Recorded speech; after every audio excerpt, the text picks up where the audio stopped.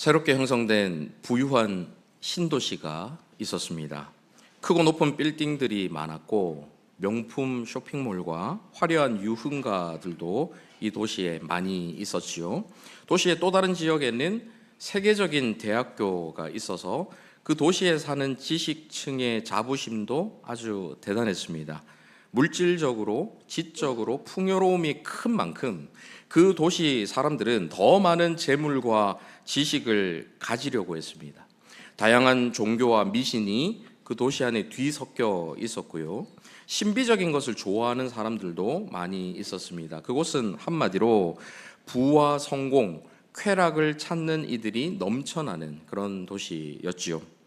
그 도시에 아주 열정적인 선교사 한 사람이 방문을 했습니다. 그리고 거기서 교회를 하나 세우고 담임 목회를 시작했습니다. 그는 밤낮 가리지 않고 열심히 사역을 했고 다양한 배경을 가진 사람들이 조금씩 교회로 모여들기 시작했습니다. 그렇게 개척한 지 1년 반이 지나자 이 교회가 안정적으로 세워집니다. 담임 목사는 원래 선교사였기 때문에 곳곳을 다니며 교회를 개척하고 세우는 것에 자신의 비전이 있었던 사람이에요. 그래서 교회가 어느 정도 안정되게 세워지니까 이제 다른 도시로 가서 또 다른 교회를 세워야겠다라는 마음을 가지고 이 교회를 다른 사람에게 위임을 하고 본인은 다른 도시로 떠나게 되었습니다. 그런데 그때부터 이 교회에 문제가 생기기 시작합니다. 교회 안에 어떤 사람들은 이 도시의 문화에 빠져 살던 옛 습관을 버리지 못하고 교회는 다니지만 여전히 유흥가를 찾고 아무 거리낌 없이 불륜을 저지르고 문란한 생활을 했습니다. 교회 안에 또 어떤 사람들은 자신이 가지고 있던 이 지식과 주일 이 설교 시간에 선포되는 이 설교 말씀을 비교하면서 본인이 동의가 되면 받아들이고 동의가 되지 않으면 비판하고 평가하기에 바빴습니다. 교회 안에 또 어떤 사람들은 방언이나 예언이나 이런 병 고치는 은사 같은 거, 이런 은사들이 있어야 진짜 제대로 된 신자라고 생각을 하고 그런 은사가 없는 사람들을 무시하는 사람들도 있었죠. 교회가 원래 다양한 사람들이 모이는 곳 아닙니까? 그렇게 다양한 사람들이 모이는 곳이기 때문에 여러 가지 일들이 일어날 수 있지만 이 교회 사람들은 수년을 신앙생활을 했어도 영적으로 전혀 자라지 못했기 때문에 자기들이 가지고 있는 그 미숙함으로 틈만 나면 서로 싸우고 헐뜯고 분쟁이 끊어지질 않았습니다. 교회의 이런 나쁜 소식이 다른 도시로 선교를 떠난 이 전임 담임 목사의 귀에 들리게 되었지요. 그 목사는 교회 안에 문제를 일으키는 자들을 경계하고 멀리하라라는 메시지를 담은 영상을 찍어서 교회로 보냈고 예배 시간에 온 성도가 같이 그 영상을 보도록 했습니다. 그런데 영상을 보고 나서도 전혀 문제가 해결되지 않았다라는 안타까운 소식을 다시 듣게 됩니다. 그러자 이 전임 목사는 이번에는 두 번째 영상을 찍어서 그 교회에 있는 문제들을 하나하나 구체적으로 지적하면서 성경적인 가르침을 전했습니다. 하지만 그 교회의 성도들은 그 영상을 보고 자신들의 미숙함을 뉘우치기는커녕 오히려 이 목사에 대한 반감을 품기 시작했습니다. 그중 어떤 사람들은 교회 안에 이 사람 저 사람 막 찾아다니면서 목사라면 이렇게 해야지, 목사라면 저렇게 해야지 하면서 자기가 가지고 있는 이 목사에 대한 잣대를 가지고 이 전임 목사를 모함하고 비난하면서 막 돌아다녔죠. 안 되겠다 싶어 이 전임 목사는 다시 그 도시로 돌아가서 교회를 직접 방문하게 되는데 이미 모함하는 사람들 말만 듣고 현혹된 성도들 중 일부는 대놓고 그 목사를 무시하고 그 목사에게 공개적으로 모욕을 줬습니다. 결국 목사는 쓰라린 마음으로 그 도시를 쫓겨나다시피 다시 떠날 수밖에 없었죠. 그는 밤새 눈물을 흘리면서 가슴을 쳤습니다. 아니, 내가 자기들을 위해 밤낮 없이 얼마나 열심히 사역을 했는데 어떻게 나한테 이럴 수가 있을까? 있는 말 없는 말 다 갖다 붙여서 나를 아주 나쁜 목사를 만들어 놓은 저 인간들은 그렇다 쳐도 그동안 내 설교로 내가 신방하면서 만난 그 만남의 시간으로 진심을 나눴다라고 생각했던 사람들까지 어떻게 그 미숙한 사람들 얘기만 듣고 홀라당 넘어가서 똑같이 반감을 품고 있을 수 있을까? 그동안 내가 했던 수고들이 전부 헛수고였구나. 목사는 낙심이 되어서 견디기가 어려웠습니다. 설상가상으로 지금 있는 이 도시에서도 사역이 제대로 안 되니까 극심한 우울증에 빠지게 됩니다. 정말 죽을 것 같은 마음으로 힘겹게 하루하루를 겨우 버티면서 살아가지요. 그래도 그 목사는 교회를 너무 사랑했기 때문에 하염없이 눈물을 흘리면서 3번째 영상을 찍어서 교회에 보내게 됩니다.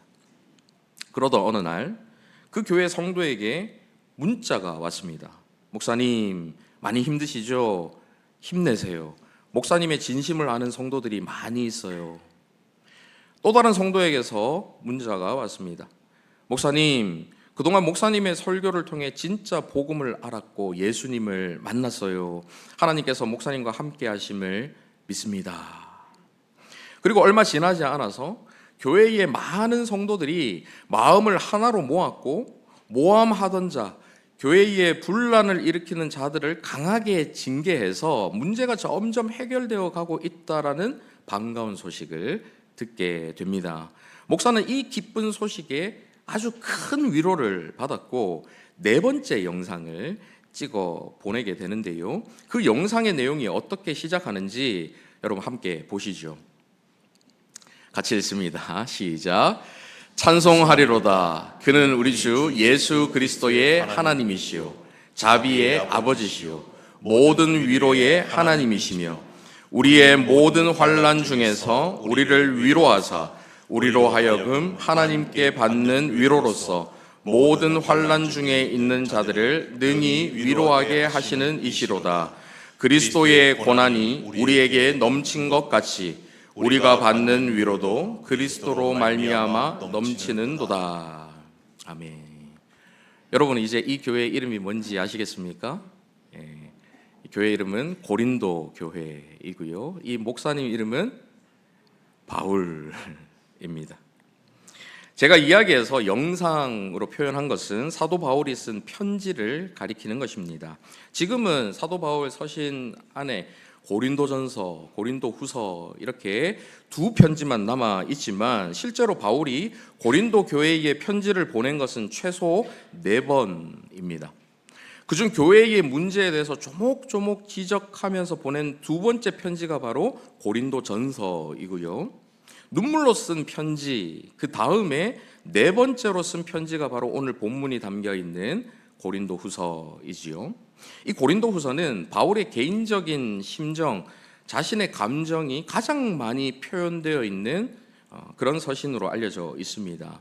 일례로 그가 3번째 눈물의 편지를 쓸 때에 지금은 남아있지 않지만 그 눈물의 편지를 쓸 때의 심정이 어땠는지 이 4번째 편지인 고린도후서 2장 4절에 보면 나옵니다. 같이 한번 읽어보실까요? 시작. 내가 마음에 큰 눌림과 걱정이 있어 많은 눈물로 너희에게 썼노니 이는 너희로 근심하게 하려 한 것이 아니요 오직 내가 너희를 향하여 넘치는 사랑이 있음을 너희로 알게 하려 함이라. 여기서 마음에 큰 눌림과 걱정이 있어 많은 눈물로 너희에게 편지를 썼다라고 말하고 있지요. 진짜 실제로 울면서 편지를 쓴 겁니다. 자신은 온갖 모함과 모욕으로 마음의 상처를 입고 우울증에 빠져 있었지만 그래도 고린도 교회와 성도들을 향한 진심 어린 사랑으로 편지를 쓰게 된 것이죠. 실제로 사도 바울은 이 고린도 교회 성도들을 향해서 내가 너희를 낳았다. 아비의 심정이다. 정말 아버지의 심정으로 이 성도들을 대하는 것을 볼 수가 있습니다. 그리고 그 다음 구절에서는 이런 심경도 표현을 합니다. 5절, 6절 같이 읽어보실까요? 근심하게 한 자가 있었을지라도 나를 근심하게 한 것이 아니요 어느 정도 너희 모두를 근심하게 한 것이니 어느 정도라 함은 내가 너무 지나치게 말하지 아니하려 함이라. 이러한 사람은 많은 사람에게서 벌 받는 것이 마땅하도다.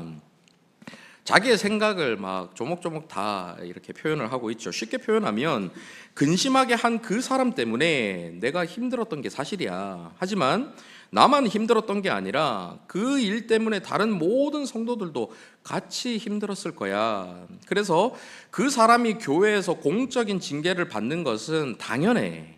하지만 그것으로 충분하다. 거기까지만 하라. 이런 말이죠. 그리고 이어서 놀라운 말을 합니다. 7절 8절도 보십시오. 그런즉 너희는 차라리 그를 용서하고 위로할 것이니 그가 너무 많은 근심에 잠길까 두려워하노라. 그러므로 너희를 권하노니 사랑을 그들에게 나타내라.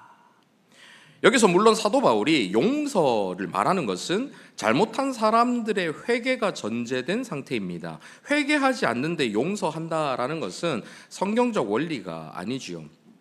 물론 우리가 회개하지 않아도 마음으로 용서하는 것은 반드시 해야 하는 것입니다. 마음으로 그 사람을 미워하고 정죄하고 판단하고 막 이런 죄를 우리 스스로 범하면 안 되기 때문에 회개를 하든 회개를 하지 않든 어떤 사람을 마음으로 용서하는 것은 우리가 해야 되는 일입니다. 하지만 교회적으로 공적으로 어떤 관계를 회복할 때에 회개하지 않는 사람을 용서했을 때에 그 사람이 또다시 분란을 일으키고 또다시 관계를 깨뜨리고 또 다른 사람들, 무고한 다른 성도들을 시험에 들게 할 수 있기 때문에 회개하지 않은 사람에 대한 용서를 이야기하는 것은 성경적 원리가 아니죠.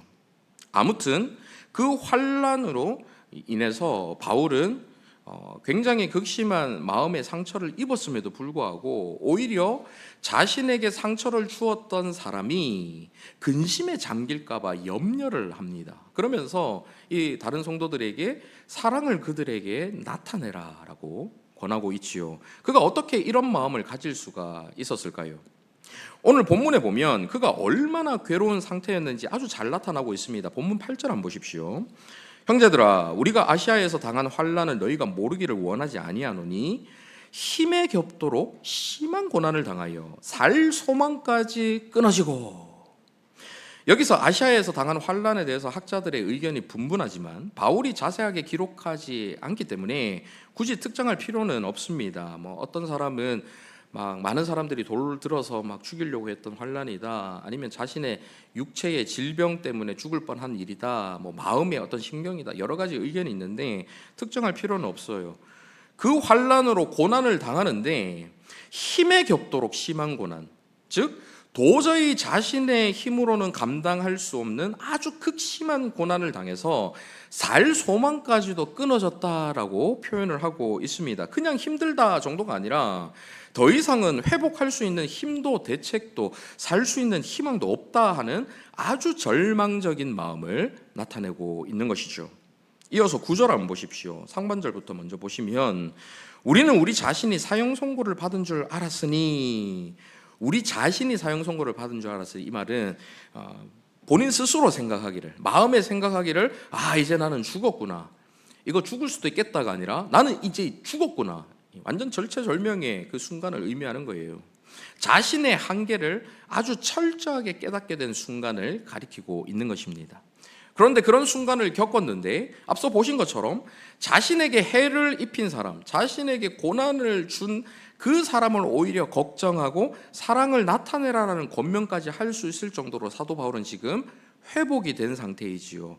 그 비결이 무엇인지 9절 하반절 이어서 한번 보십시오. 이는 우리로 자기를 의지하지 말고 오직 죽은 자를 다시 살리시는 하나님만 의지하게 하심이라. 자기의 한계를 직면했을 때 그가 깨달은 것이 바로 이것입니다. 자기를 의지하지 말고 오직 죽은 자를 다시 살리시는 하나님만 의지하게 하심이라. 쉽게 말하면 부활의 하나님만을 전적으로 의지해서 자신이 위로를 얻고 회복할 수 있었다 하는 말이죠.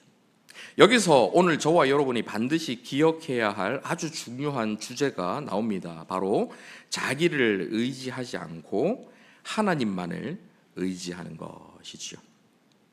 자기를 의지하는 것, 곧 자기 의존성이라는 것은 현대인들에게 가장 만연하게 퍼져 있는 우상숭배 행위입니다. 팀 켈러는 하나님의 자리를 대체하는 모든 것들이 다 우상이 될 수 있다라고 말합니다. 우리가 하나님 외에 궁극적인 가치와 의미를 부여하는 대상, 그 대상이 우상이라고 합니다. 우리 삶의 중심이 되어서 절대적인 힘을 발휘하는 대상, 그 대상이 하나님이 아니라 다른 대상이면 그것이 바로 우상이죠. 우리의 마음이 가장 신뢰하고 사랑하는 대상, 그것이 바로 우상이라는 것입니다. 저와 여러분에게 있어서 우상이 무엇인지 알려면 내가 지금 무엇을 위해 사는지 생각해 보는 방법도 있지만, 그것보다 더 좋은 방법은 나에게 지금 무엇이 없다면, 내가 가지고 있는 것 중에 무엇이 없다면 삶의 의욕, 살 소망을 잃어버리게 될까, 이것을 생각해 볼 때 더 확실하게 알 수가 있습니다. 저와 여러분이 가지고 있는 것 중에 어떤 것을 잃어버렸을 때에, 어떤 사람을 잃어버렸을 때에, 어떤 지위나 어떤 상황을 잃어버렸을 때에 그냥 힘든 게 아니라 완전히 삶의 의욕을 잃어버리고 삶이 무너지게 만드는 것, 그것이 무엇인지 한번 생각해 보십시오.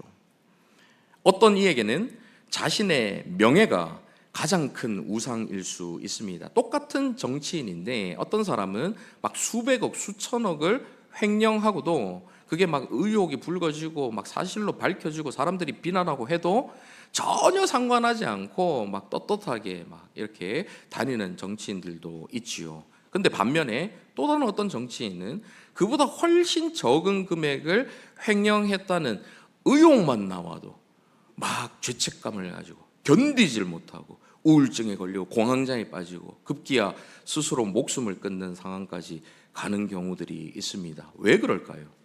자신에게 있어서 자신의 신념 또는 자신의 명예, 이런 것들이 가장 큰 우상이기 때문입니다. 그것을 잃어버리면 자신의 인생의 모든 지난 걸음들이 다 헛된 것이 될 것처럼 여겨져서, 내 인생 자체가 무너질 것처럼 여겨져서 그 명예가 없어지니까 살 소망을 잃어버리는 거예요. 삶의 의욕을 잃어버리는 거예요. 그래서 결국에는 목숨까지도 끊게 되는 거죠. 어떤 사람은 사람들의 인기, 명성, 이런 것들이 또 우상이 되는 사람들이 있습니다. 주로 연예인들이 인기가 떨어지면 우울증에 걸리고 급기야는 그 인기 문제로 스스로 목숨까지 끊는 경우들이 있지요. 왜 그렇습니까? 그 자체가 우상이 되기 때문입니다.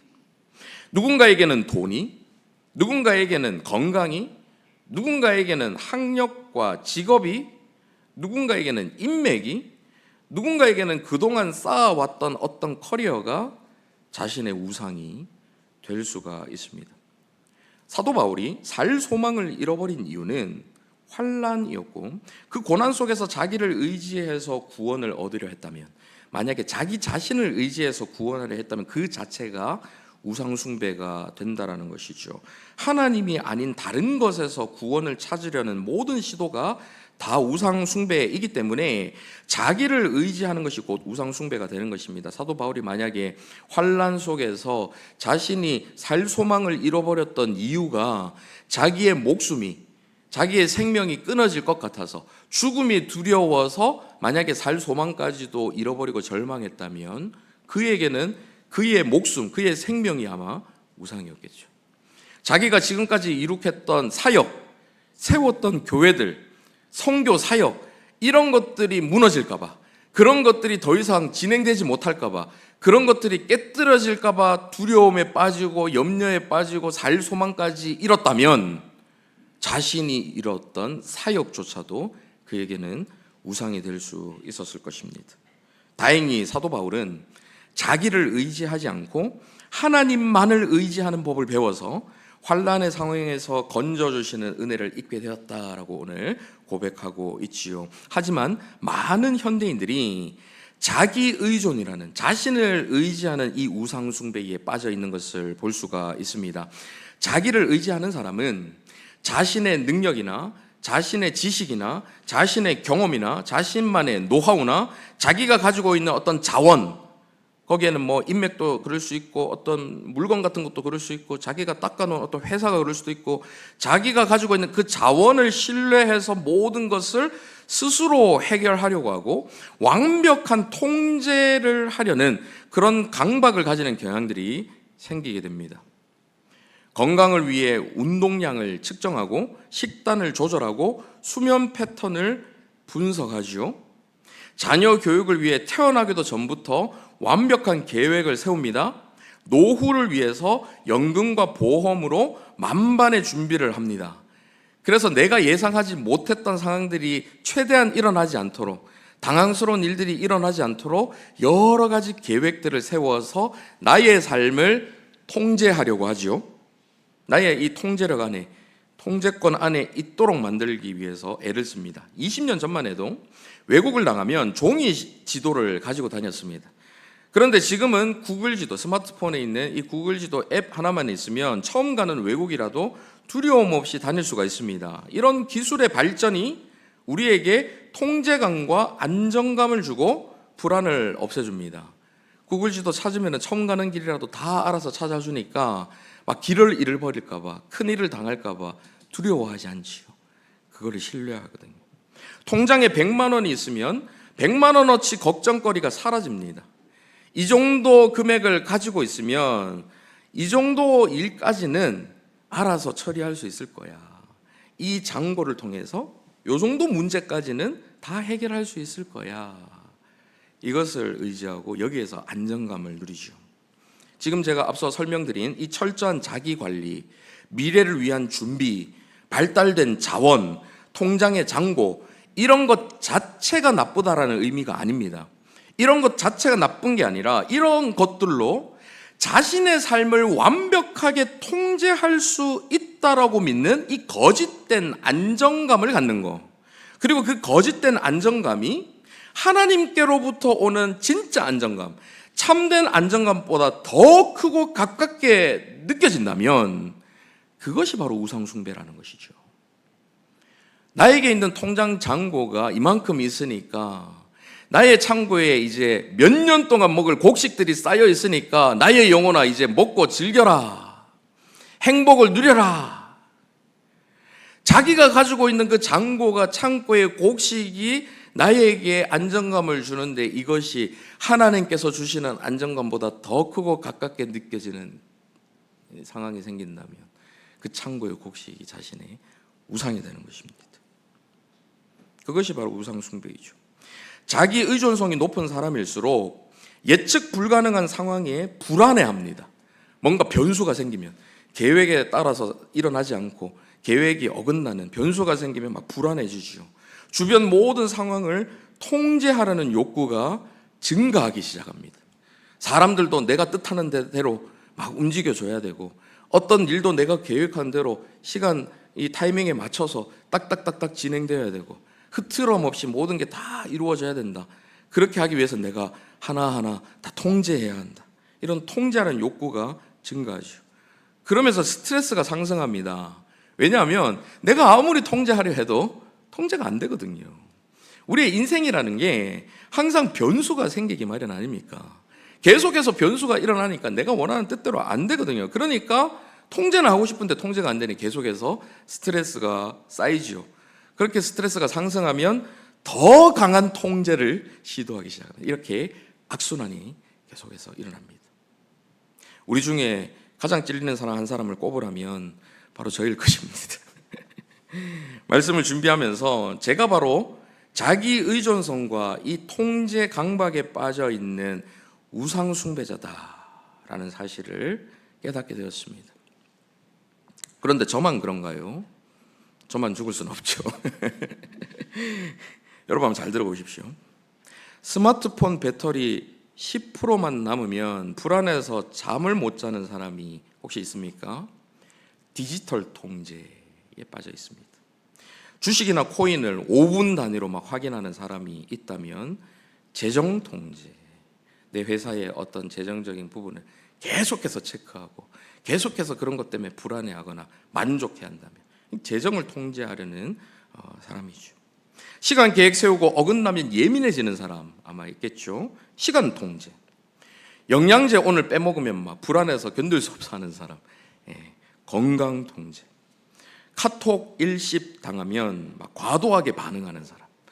자기 친구가 주변 사람들이 말하는 어떤 말투나 표정까지 막 과도하게 예민하게 반응하는 그런 사람들 있죠. 관계 통제. 타인에게 일을 위임하지 못하는 사람. 성과 통제. 거울을 보지 않거나 화장을 하지 않고는 밖을 나가지 못하는 사람. 외모 통제. 주변 물건들을 항상 깔끔하게 정리해야 하는 사람. 내가 놓은 곳에 그대로 있어야 하고 찾으면 거기 가면 그곳에 있어야 되는.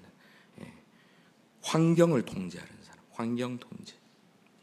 지금은 비록 제가 사소한 목록들을 말씀드렸지만 이런 것들을 위해서 다른 중요한 가치들을 희생시키고 무엇보다 이런 것들이 하나님보다 더 큰 영향력을 발휘하거나 저와 여러분에게 하나님보다 더 큰 안정감을 가져다 준다면 이 모든 것들이 다 우상숭배가 되는 것입니다.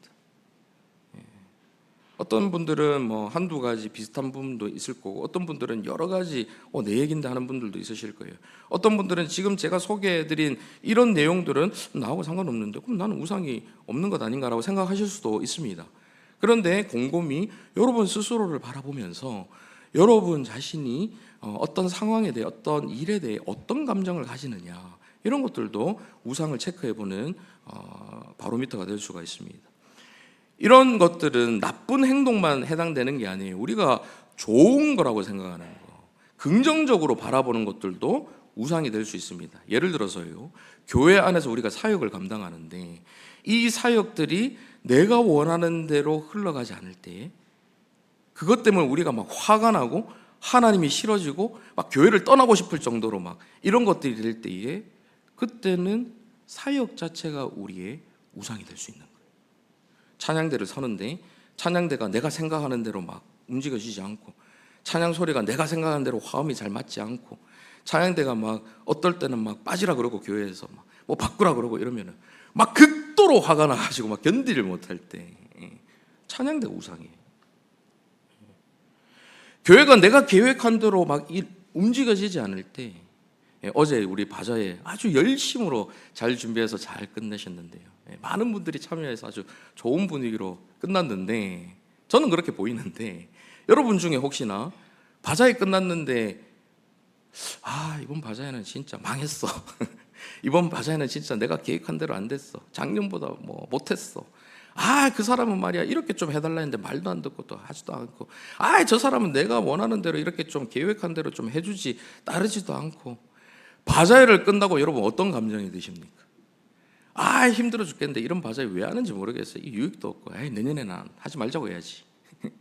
만약에 이렇게 생각이 드신다면 여러분은 바자회를 이 사역을 여러분이 의도하는 대로 통제하려는 우상에 빠져 있는 거예요.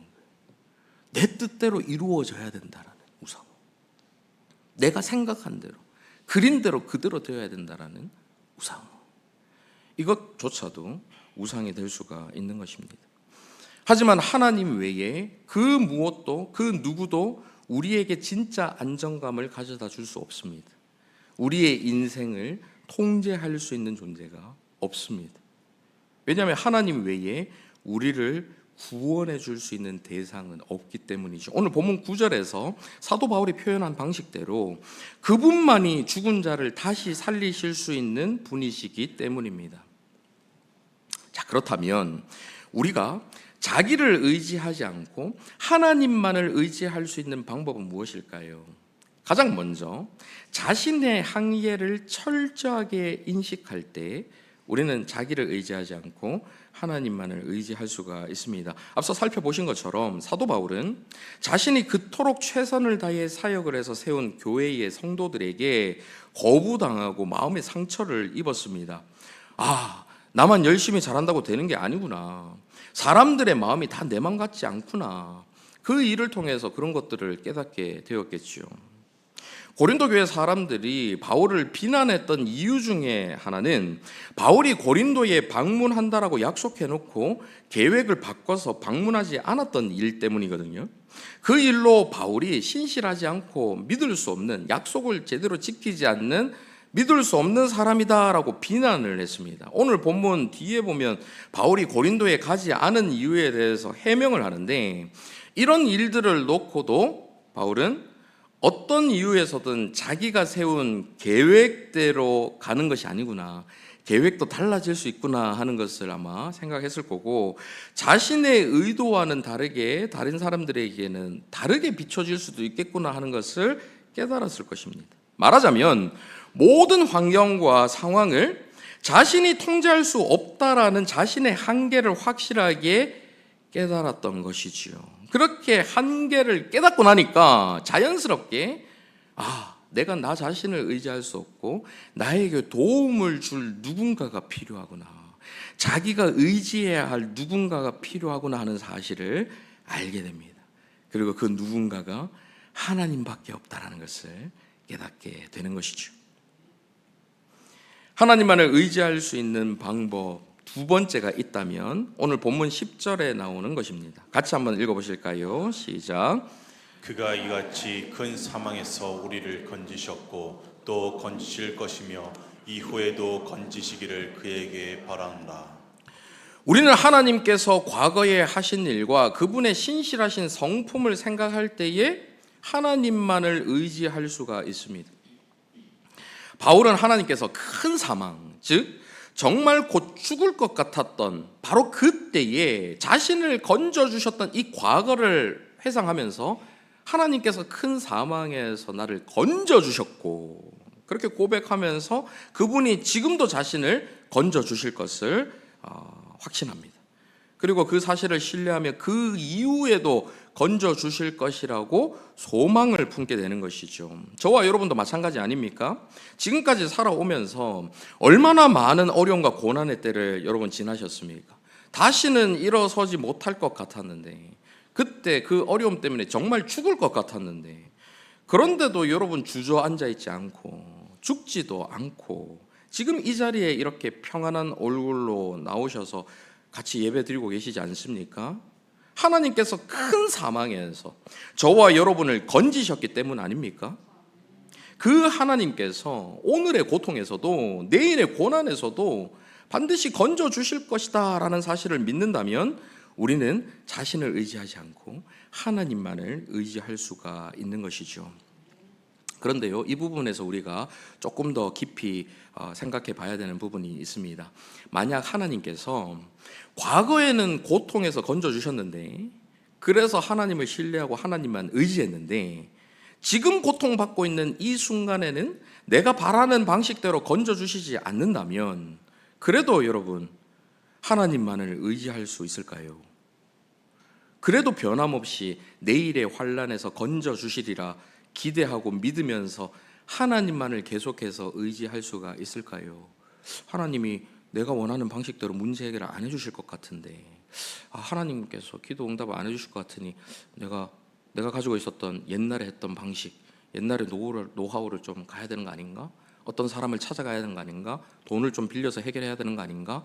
이런 생각들을 하는 게 오히려 더 자연스러운 것이죠. 우리가 사는 현실에서는 기도해도 병이 낫지 않을 때가 종종 있습니다. 하나님만 의지했는데도 사업은 계속 어려울 수 있고 가정의 위기가 지속될 수가 있습니다. 실제로 사도 바울은 오늘 본문에서 이후에도 건지시기를 바라노라라고 고백을 했지만 그는 그 이후에 적어도 수년간 숱한 고난을 더 많이 당했습니다. 그리고 결국에는 목이 잘려서 순교를 당하죠. 하나님께서 건져주시지 않은 거 아닙니까? 그런데 어떻게 끝까지 하나님만을 의지할 수가 있을까요? 만약 우리가 단순히 과거의 그 문제가 해결된 상황에서 그 문제 해결 자체만을 바라보고 있다면 지금 해결되지 않는 문제 앞에서, 그리고 앞으로 해결될 것 같지 않은 문제 앞에서 다른 우상을 의지하지 않고 하나님만을 의지하는 것이 아주 어려울 수 있다는 거죠. 제가 미리 말씀드리지만 제가 가끔 손가락을 이렇게 두 번 이렇게 튕기는 행동을 할 때가 있는데요, 여러분에게 귀엽게 보이려고 이렇게 하는 게 아니고요. 네. 이게 따옴표를 표시하는 방법인데 어떤 내용을 강조할 때 사용하는 제스처입니다. 이 말을 할 때는 글로 볼 때는 따옴표가 있으니까 이게 강조하는 단어구나 알 수 있지만 말로 할 때는 모르잖아요. 그래서 미국이나 이 유럽이나 이런 사람들이 이렇게 제스처를 사용해서 강조를 합니다. 지금부터 제가 강조하는 부분을 여러분 잘 한번 들어보십시오. 우리가 진짜 하나님만을 의지하기 위해서는 과거에 하나님께서 큰 사망에서 우리를 건져주셨다라는 이 사실을 바라보면서 그 사실 속에서 문제 해결사이신 하나님을 바라보는 것이 아니라 문제를 해결해 주신 하나님을 바라봐야 한다는 것입니다. 여러분 이 차이를 아시겠습니까? 문제 해결이 일어났던 과거의 상황을 보면서 문제 해결사이신 나에게 필요한 건 하나님이 아니라 문제 해결사가 필요한 거예요. 그 문제 해결사에만 집중하는 게 아니고 이 문제를 해결해 주신 분이 바로 하나님이시다라는 사실을 바라보는 거죠. 우리는 과거에 하나님께서 우리의 문제를 해결해 주셨으니 지금 이 문제도 앞으로의 문제도 해결이 되려면 하나님을 의지하면 돼. 이렇게 문제 해결의 어떤 한 공식으로 마치 동전을 누르면 상품이 나오듯이 문제가 있었어? 하나님 의지해. 그러면 해결돼. 마치 어떤 하나의 공식처럼 하나님을 생각하는 경향이 많이 있죠. 하지만 과거에 하나님께서 우리의 문제를 해결해 주신 것은 그 해결을 통해서 우리가 하나님이라는 존재를 바라볼 수 있도록 하기 위해서 그 하나님이라는 실제로 살아계신 존재가 나의 삶에 관여하시는 분, 나의 삶을 다스리시는 분, 나의 문제를 해결해 주실 수 있을 정도로 문제보다 크신 분, 나의 삶을 신경 쓰고 계신 분, 곧 나와 관계가 회복되어서 나와 관계가 있는 분으로 인식할 수 있도록 하기 위함인 것입니다. 그래서 이 문제 해결되는 과거의 그 일을 통해서 우리가 주목해야 하는 것은 하나님께서 이렇게 나와 함께 하셨구나. 하나님을 바라봐야 해요. 우리가 주목해야 하는 것은 문제가 해결되었다라는 사실이 아니라 하나님입니다. 하나님이라는 존재 자체에 주목해야 하는 것이죠. 사도 바울은 그 하나님이 죽은 자를 다시 살리시는 하나님이시다라고 오늘 본문에서 표현하고 있습니다. 십자가에 달려있는 예수 그리스도를 다시 살리신 이 부활 사건을 통해서 모든 것이 끝난 것처럼 보이는 그리스도의 고난이 마치 모든 게 실패한 것처럼 보이고 아무 의미 없는 것처럼 보이고 그 고난으로 끝날 것처럼 보였던 그 상황이 오히려 하나님의 가장 선하고 지혜로운 뜻의 성취라는 사실을 그 고난 뒤에 있는 부활을 통해서 확신할 수 있게 된 것입니다. 그리고 그와 마찬가지로 자신에게 일어나는 모든 일을 통해 설사 그것이 환난에서 건짐받지 못하는 상황이라 할지라도 하나님께서 가장 선하신 뜻을 이루시리라 확신하게 된 것이죠. 예수 그리스도의 십자가 사건을 보니까 모든 것이 허망하게 끝난 것처럼 보였어요. 하지만 하나님께서 다시 살리신 것을 보면서 부활을 보면서 이게 하나님의 계획 안에 있는 것이었구나. 하나님의 뜻이 이렇게 끝까지 성취되는구나 하는 것을 보면서 내 삶 속에서 문제가 해결될 때라도 반대로 해결되지 않을 때라도 하나님께서 결국에는 가장 선하신 하나님의 그 뜻을 이루시겠구나 하는 것을 알게 되는 거예요. 그래서 상황과 상관없이 하나님만을 신뢰하고 하나님만을 의지할 수 있게 되는 것입니다. 비록 자신이 죽을지라도 하나님의 선하신 뜻은 반드시 성취될 것이라는 사실을 예수 그리스도의 이 십자가와 부활을 통해서 확신하기 때문이죠. 이제 말씀을 맺겠습니다. 오늘 결단의 찬양으로 부를 곡의 가사를 한번 보십시오. 화면을 보시면 가사가 띄워져 있는데요. 날마다 숨쉬는 순간마다 내 앞에 어려운 일 보내. 날마다 우리는 우리 앞에 있는 어려운 일들을 봅니다. 그때 우리는 누구를 의지해야 할까요? 그 다음 가사를 한번 보십시오. 주님 앞에 이 몸을 맡길 때 슬픔 없네, 두려움 없네. 주님 앞에 이 몸을 맡길 때에, 그럴 때에 문제가 해결됐거나 해결되지 않았거나 그 문제에 대한 이야기는 나오지 않아요. 주님 앞에 이 몸을 맡길 때에 두려움 없네, 슬픔 없네, 두려움 없네. 두려움이 사라진다라고 고백합니다. 왜요? 그 다음 가사를 다시 보십시오. 주님의 그 자비로운 손길 항상 좋은 것 주시도다. 주님께서 항상 우리에게 좋은 것을 주시는 것을 믿기 때문입니다. 고난이 사라지지 않는데, 여전히 고통은 내 삶에 남아있는데 어떻게 주님께서 나에게 항상 좋은 것을 주신다라고 확신할 수 있을까요? 그 확신의 근거가 바로 예수 그리스도입니다. 예수 그리스도를 통해 행하신 하나님의 그 일들을 바라보면서, 예수님 그리스도를 통해서 성취된 하나님의 그 약속들을 바라보면서 주님께서 나에게 주시는 것은 항상 좋은 결과를 낳는 것이구나, 좋은 것이구나 사실을 받아들일 수 있게 되는 거죠. 3절도 한번 보십시오. 인생의 어려운 순간마다 주의 약속 생각해보네. 주 예수 그리스도에 대한 약속은 구약부터 이어져 내려왔습니다. 그 약속이 신실하게 지켜진 것을 볼 때에 우리의 모든 삶 속에서 그 삶의 일상을 통해 합력하여 선을 이루시겠다라고 약속하신 하나님의 그 약속까지도 성취되겠구나 하는 것을 믿을 수가 있는 것이죠. 그 다음 가사, 내 마음속에 믿음 잃지 않고 말씀 속에, 이렇게 선포되는 그 말씀 속에 위로를 얻네. 주님의 도우심 바라보며 모든 어려움 이기도다. 그리고 마지막 고백, 흘러가는 순간순간마다 뭘 새깁니까? 주님 약속 새겨봅니다. 흘러가는 순간순간마다 그 순간의 상황을 보지 않고 그 순간의 환경을 보는 것이 아니라, 현실을 보는 것이 아니라 우리에게 약속을 주신 주님, 그리고 우리에게 약속하신 그 약속, 그 주님과 그 약속을 바라보며 그 주님만을 전적으로 의지하며 살아가는 거죠. 그렇게 그 주님만을 전적으로 의지해서 주님 안에서 누릴 수 있는 참된 평강을 누리며 살아가는 저와 여러분 다 되시기를 간절히 바랍니다. 아멘. 말씀을 생각하며 함께 찬양했으면 좋겠는데요, 날마다 숨쉬는 순간마다 함께 고백하시겠습니다.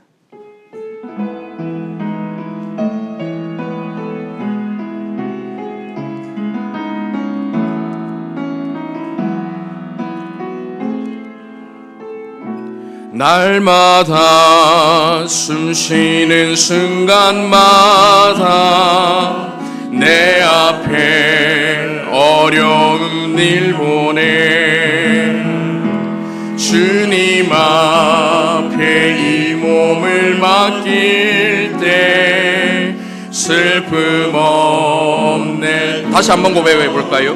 날마다 숨쉬는 순간마다, 날마다 숨쉬는, 우리는 우리의 현실 앞에, 일상 가운데 내 앞에 어려운 일 날마다 바라보며 살아갑니다. 그럴 때 우리는 어떻게 해야 할까요? 자기 자신을 의지하는 것이 아니라 주님 앞에 이 몸을 맡길 때 슬픔 없네, 두려움 없네, 두려움 없네. 주님의 그 자비로운 손길, 주님의 그 자비로운 손길 항상 좋은 것 주시도다. 사랑스레 아픔과 기쁨을, 수고와 평화와 안식. 3절 고백합니다. 인생의 어려운 순간마다 우리를 향하신 주님의 약속, 그 주의 약속을 생각해보고 내 맘속에 믿음 잃지 않고, 주님께서 주신 말씀 속에서, 말씀 속에 사도 바울이 얻은 것처럼 위로를 얻습니다. 주님의 도우심 바라보며, 주님의 도우심 바라보며 모든 어려움 이기도다. 흘러가는 순간순간마다 주님 약속 새겨봅니. 주님의 도우심 바라보며 주님의 도우심 바라보며 모든 어려움 미도다 흘러가는 순간순간마다 주님 약속 새겨봅니다.